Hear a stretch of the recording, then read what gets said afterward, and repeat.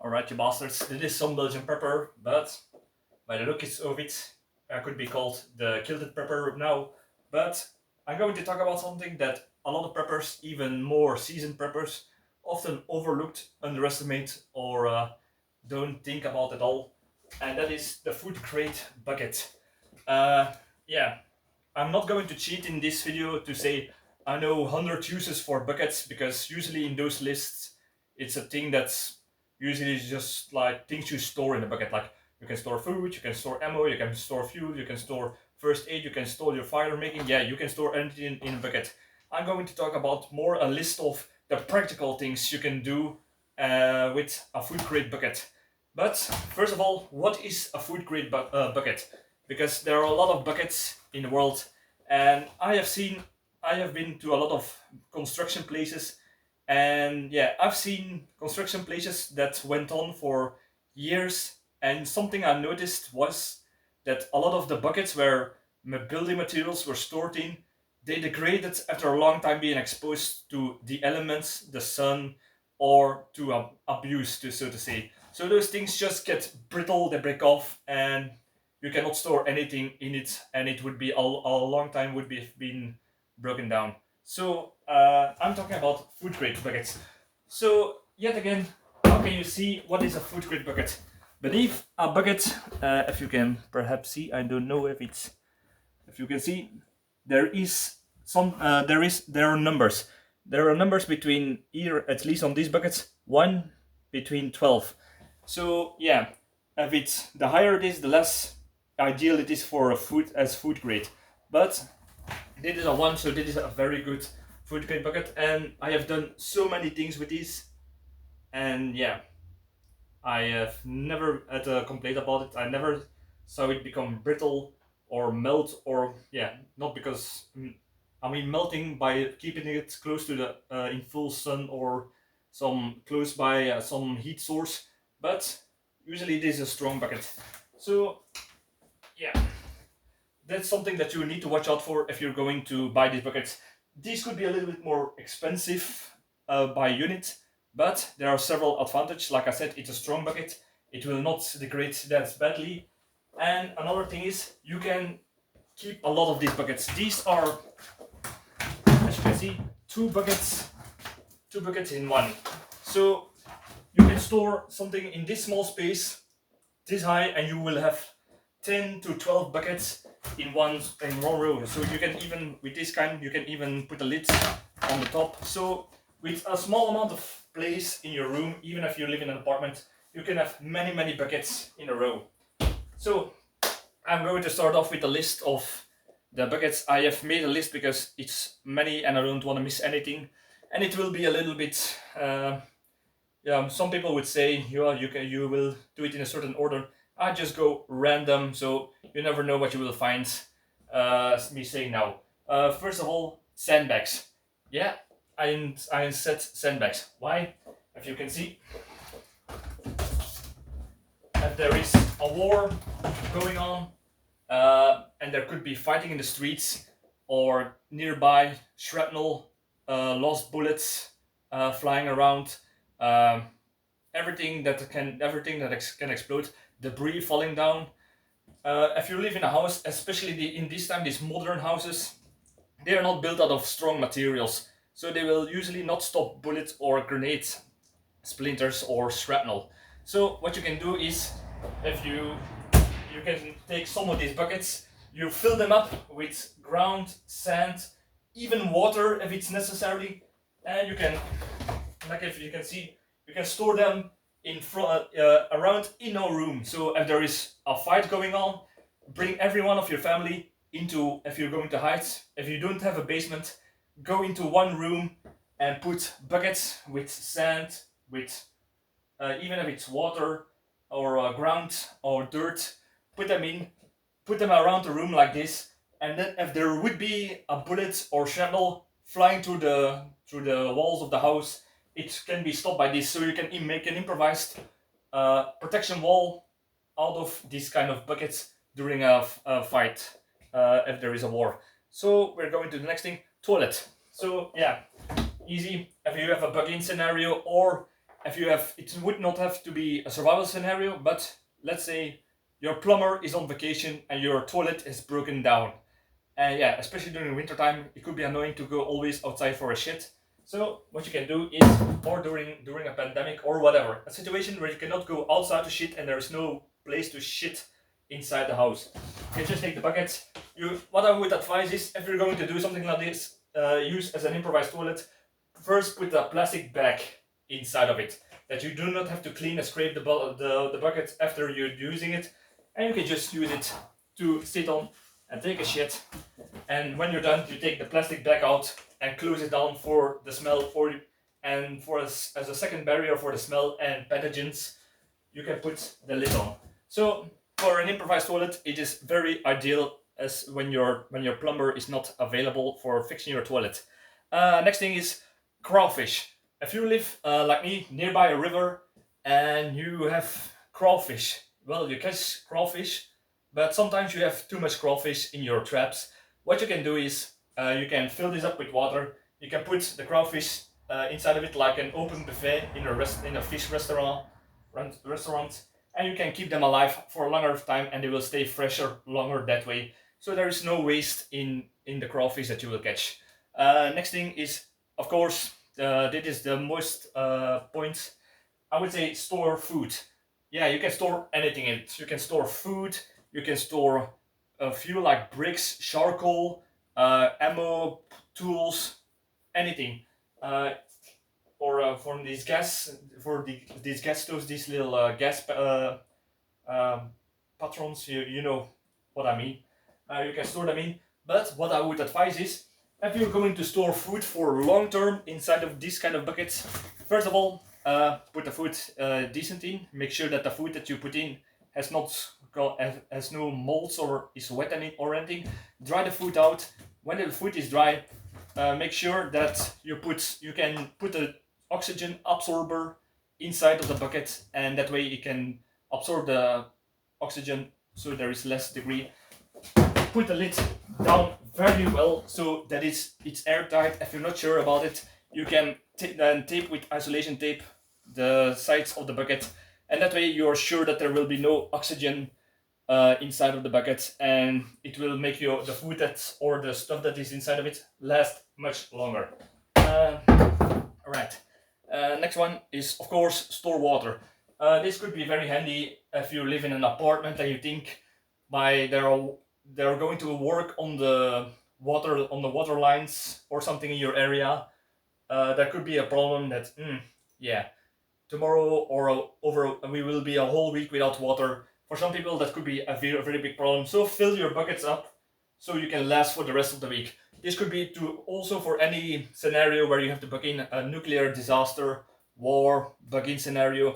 Fill your buckets with water before the area outside makes even rainwater toxic by a chemical disaster, nuclear disaster, or perhaps terrorism, that they poison the water, or for whatever reason you cannot trust outside water, and you will have not to go outside to buy expensive bottled water to last you for that period. So store water properly.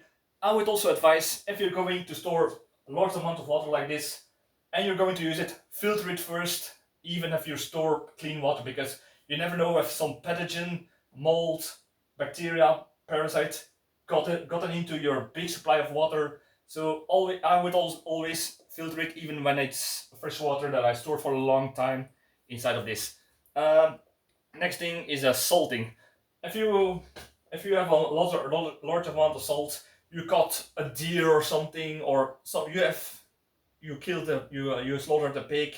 You have a large amount of meat. What you can do is you take your buckets, layer of salt, layer of meat, layer of salt, layer of meat, and this way you can store a whole lot of meat, salt them. What the salt will do is prevent bacteria from growing by osmosis, and the thing is, it will pull water out of the meat. It will go on top of it and it will evaporate, and that way you will have cured and dried meat for a very long time. It's just like how they used to make meat last much longer. Alright, next thing, this might sound weird, but you can make alcohol inside of this. Before I had my professional materials to make my alcohol, what I did was I tried to improvise it. I used a bucket like this, and what I would do is I would put just sugar and water inside of it, let it ferment, and it would have become a stoke wine, and that is around 12%. But what I would do is, if you see, there is a small bucket, a small hole inside of it. It's not really a hole, but it's just, I don't know how do you call this, but it is not a hole. What I would do is make a very, very small hole. It's like almost with a needle on top of it. What would happen is the hole would be small enough to let the gases from the fermenting process blow out, that you will always hear. But the thing is, because there is constantly gas being made during the ferment process, and it has to escape through this small hole, no oxygen can get inside of it because there is always something blowing out. So in that way, it's a protective layer, and you can ferment it, and you can watch the process. If you're not sure about it, if you're not sure that the hole, especially in the beginning time, I would advise, especially with these buckets, there is a lid on top of it that is a little bit higher. Put some, lay some water inside of it, and that will form a barrier against oxygen in the beginning process when it's not fermenting yet. But after the moment that it starts to ferment, there is no need to put water on top of it, and then you can make your alcohol. If you want to distill, do not use a bucket, because that will start to melt with fire. So it's for fermenting process. Next thing is improvised backpack. There is a thing we all saw this in if you look at documentaries like in Africa, or Inuits in Alaska, or the primitive people. What they would do is basket. In this case, you can make it out of this bucket. Try to make a construction or one of those backpacks with a platform beneath it. You can put it behind you. Try to make it to the backpack. Yeah, you know what I mean. I do not know the name of this kind of backpacks, but it's one of those backpacks that you use in the army. That is just a construction, that like a platform that you put on, and you can put a really heavy load on your back. The same you can do with this is with a bucket. Attach it to it, and if you're going to gather firewood or plants, you can just walk around in the forest and you see something, some wood, take it, put it in, go further, and then that way you can carry more, and you do not have to always open up something, backpack, put it in. You can just have an open bucket, and it's also handy if you have a small child to carry with you on your back. It's also a way. It's not really ideal, but it's something that people in primitive societies do, and it worked for them for a very long time. All right, next thing, moving out of the house. Like I said, you can store a lot of buckets inside of one, and you will have not used up much room. But if you have to move your stuff, we all know it's a hassle. You have to get out the carton boxes, all that kind of stuff, and it's hell. But with a bucket, it could be handier. If you have all this small stuff, put them in a bucket. You can take them with you very easily, and it's in a good container, and you can store them very high in a truck or something, and that way you can take a lot of stuff with you without the need of using buying boxes and getting all these kind of bags. It's just also very efficient because it's storing right away and very high. So for moving out, it's very handy to have at hand, or if you want to help a friend, you can give them lend them out your buckets. All right. Next thing is a compost. Yeah, if you have all these, I would say if you have how do you say this, food left or some plants left, weeds from the garden, put them in a bucket, and that way you can create, after a year, you have compost that you can use for the next growing of your growing garden. The same thing goes for growing plants. I would say these are ideal for growing potatoes. They are deep enough to grow potatoes. It's handy to move in case there is too much sun, or for some reason you have to move the plants, and it's deep enough to grow the potatoes inside of it.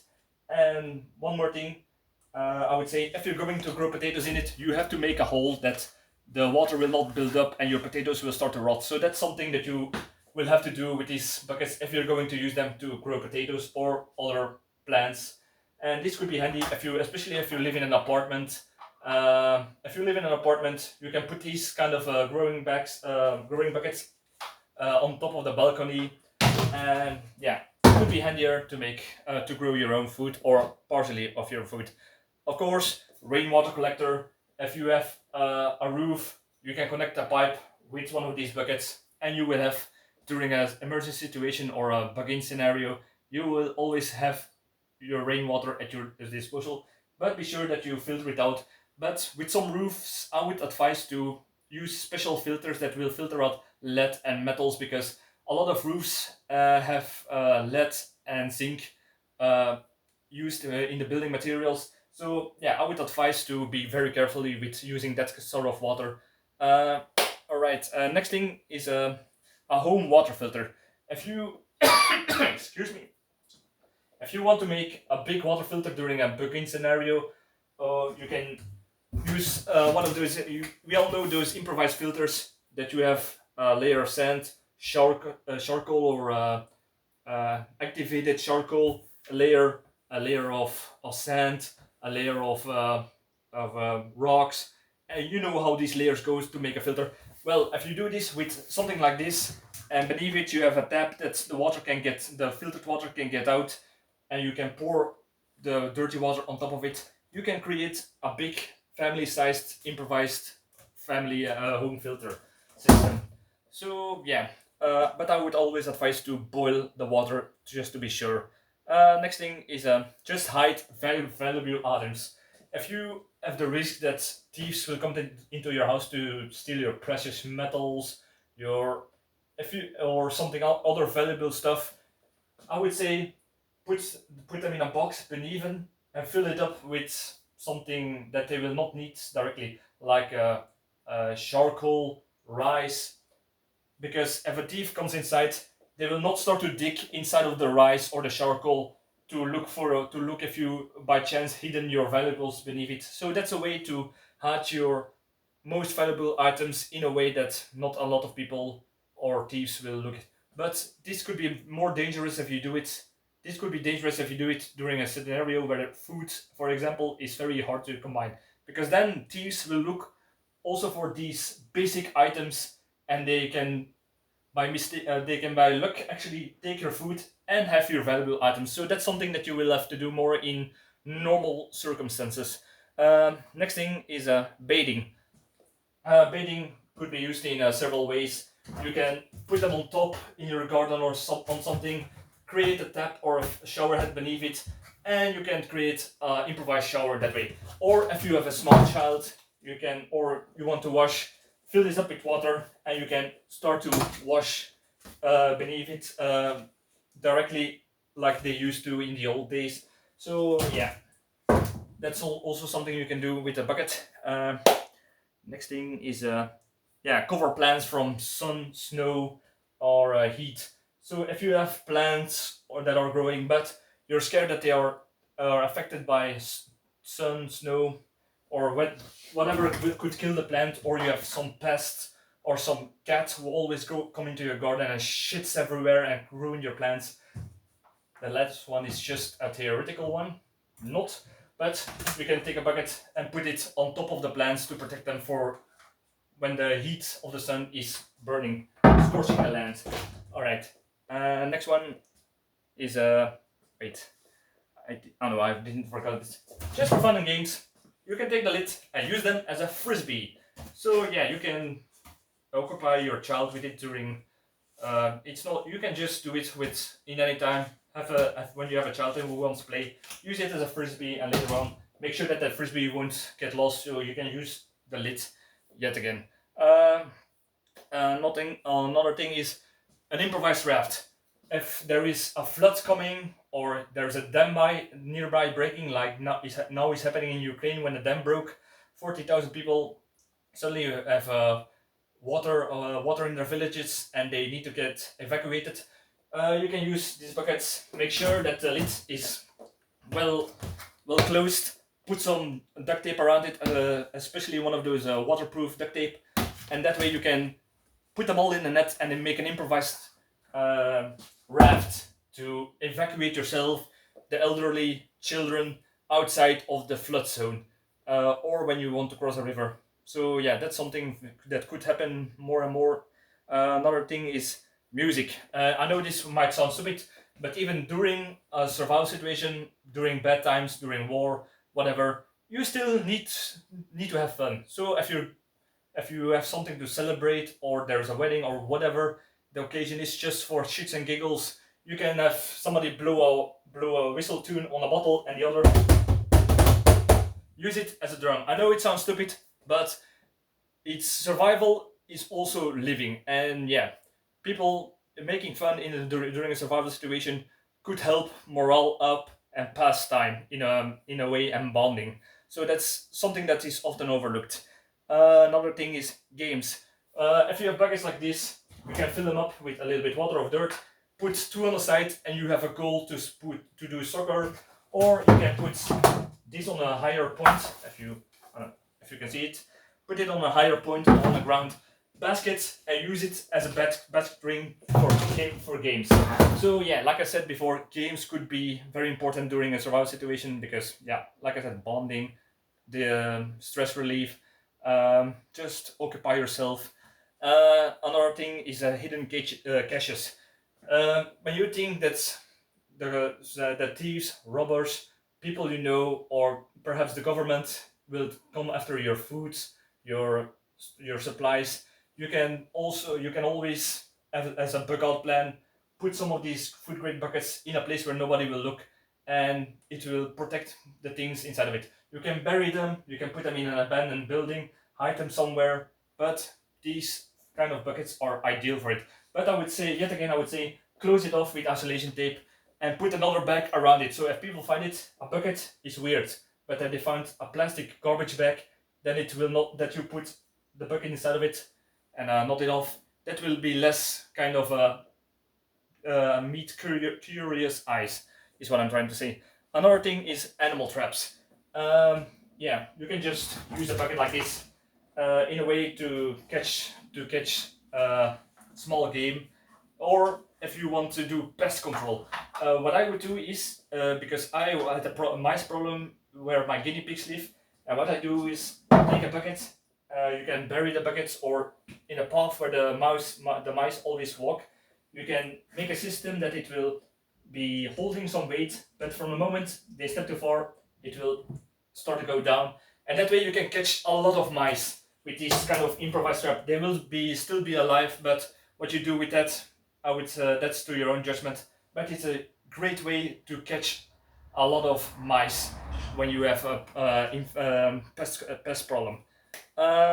Next thing is a desalinate water. If you have a bucket like this, what you can do is, I don't know how to show it like this, but if you have a bucket like this and you have salt water because you live close to the ocean, the sea, or a river that is close by that is still salt water, what you can do is you take a smaller bucket with salt water, put them inside of it, put a lid on. What will happen is the salt water in the smaller bucket will start to evaporate. It will start to condensate on top of it, and it will fall on the side, and that way you can collect fresh drinkable water, and the salt will stay behind in the smaller bucket in the middle. So that way you can desalinate water if you have to, and yeah, it will be more efficient if you put it in the sun, that it will start to heat up and it will start to evaporate and condensate the salt water even faster.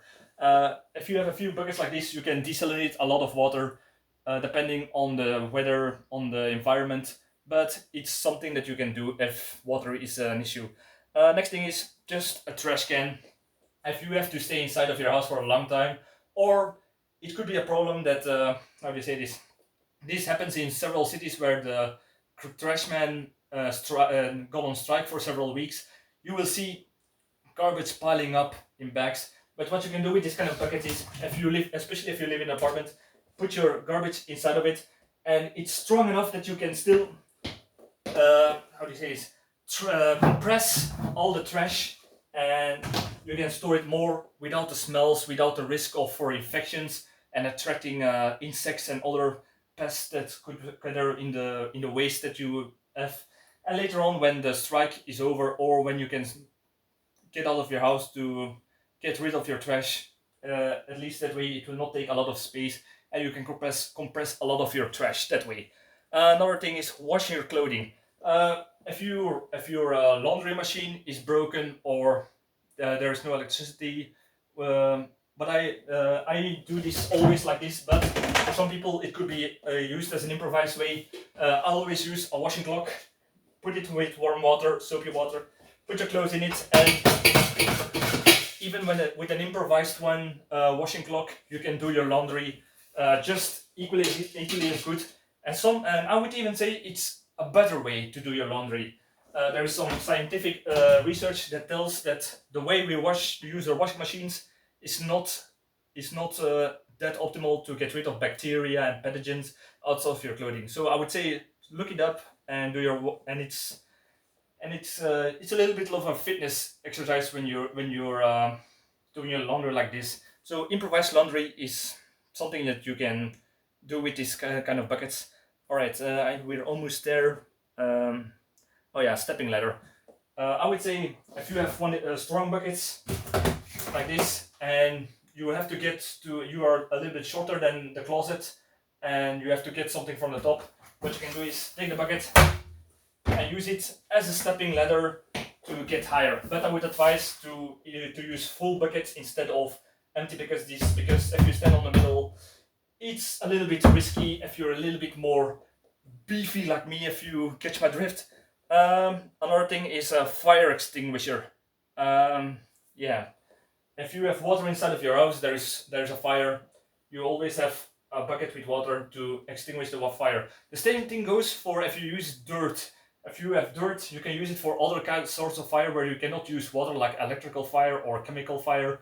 Then you I would say, have a bucket of water and have a bucket of sand.